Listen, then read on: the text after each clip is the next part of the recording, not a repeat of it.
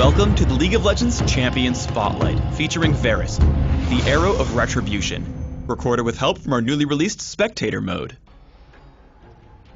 Varus is a mix of a physical ranged carry and caster, adept at whittling down individual targets or assassinating them from afar.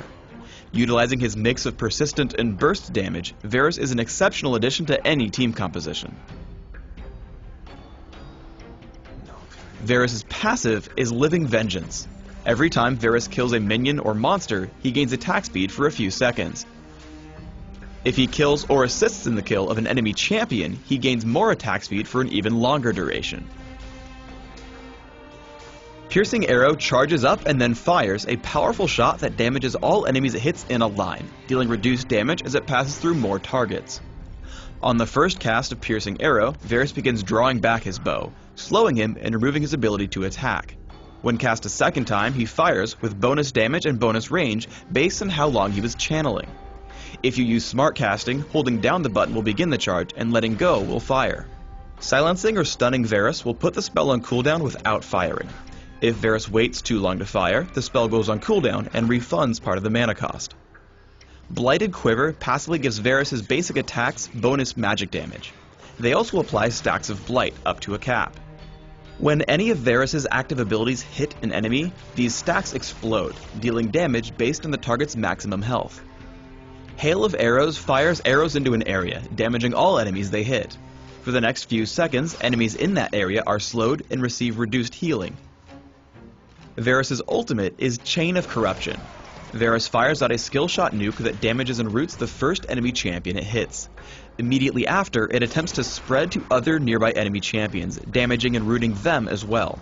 Every time Chain of Corruption spreads, it searches again for new targets, but will never hit a champion more than once.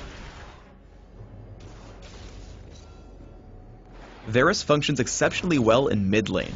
Taking early points in Piercing Arrow and Blighted Quiver, try to place stacks on your opponents and then trigger them whenever you can.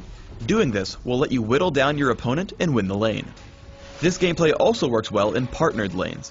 Fighting against Caitlyn and Kayle, I constantly apply Blight stacks whenever I can, following up with Piercing Arrow. Finally, Caitlyn gets low enough for me to finish the job. I push the minions to their turret, charge up, and snipe Caitlyn for a long-range kill.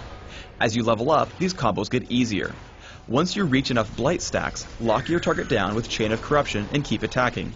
Toss out Hail of Arrows for the slow as soon as the route ends, and finish off your target with a quickly fired Piercing Arrow.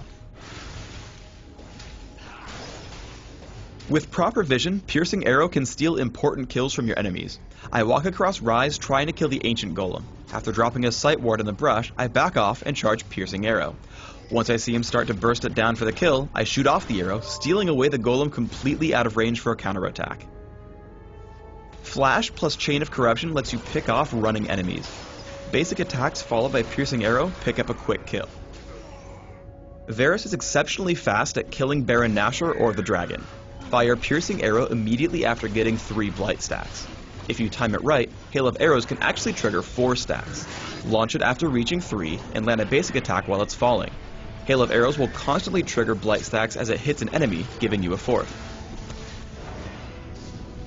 In the ensuing team fight, I resort to hitting the tanks first, but save Chain of Corruption until it can spread. Once a Mumu gets pulled away, I target Udyr. I switch focus to him and the corruption spreads to Rise and then the enemy Varus. We take down 4 enemy champions in sequence with no hope for any of them to escape. Varus' long range makes him great at defending capture points in Dominion. As Dr. Mundo and Alistair begin capturing the Boneyard, I charge up Piercing Arrow and interrupt them both. I walk out of range after they stop capturing, but once they turn back in, I head in again for Hail of Arrows. Again, they turn to fight me, so I retreat and charge another Piercing Arrow. Alistair starts another capture, and again I stop him. Fiora and I then enter in to stop them once more. Fiora falls, but I turn to Dr. Mundo, taking him down by stacking Blight and triggering Piercing Arrow.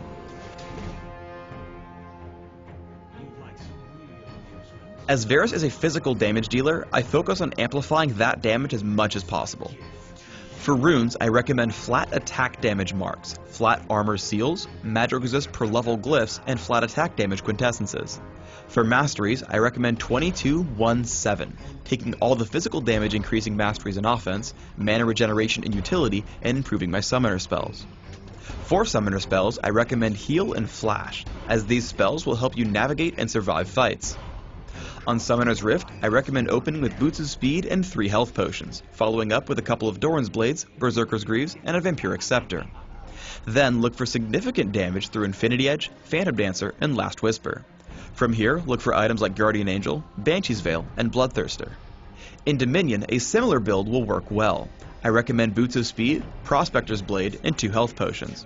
Grab Berserker's Greaves and head for Infinity Edge, Phantom Dancer, Last Whisper, and Sanguine Blade. Round out your build with Odin's Veil or a second Phantom Dancer.